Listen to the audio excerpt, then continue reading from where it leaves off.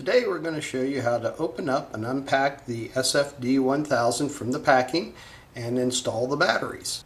First you open up the plastic clamshell, and then we'll open up the container and remove the SFD-1000 from the foam insert. Underneath the foam insert you will find the quick start guide that will enable you to quickly get familiar with and use the SFD-1000. To install the batteries in the SFD-1000, we first need to remove it from the slide-in base. So you press down on the tabs on either side of the base and slide the unit free from the base unit. To install the batteries, you first remove the 4 Phillips screws using a number 1 Phillips screwdriver. And these screws should come out fairly quickly and easily.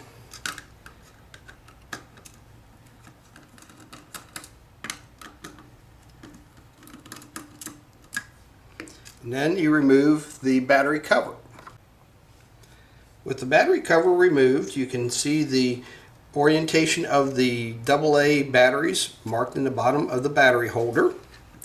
And we recommend that you use lithium AA's, however you can use standard alkalines, which I have today, and just put them in to match the markings on the bottom of the battery holder.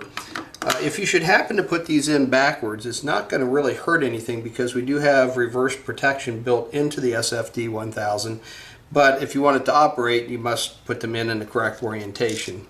Once that's done, you will put the battery cover back on and screw it back down.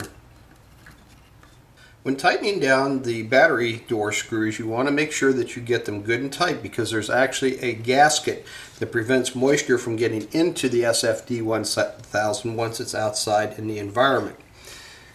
Typically you will mount the slide adapter onto your pool enclosure or something of that nature, and once that's on you just press these down and slide the SFD-1000 into place, and it locks securely in place.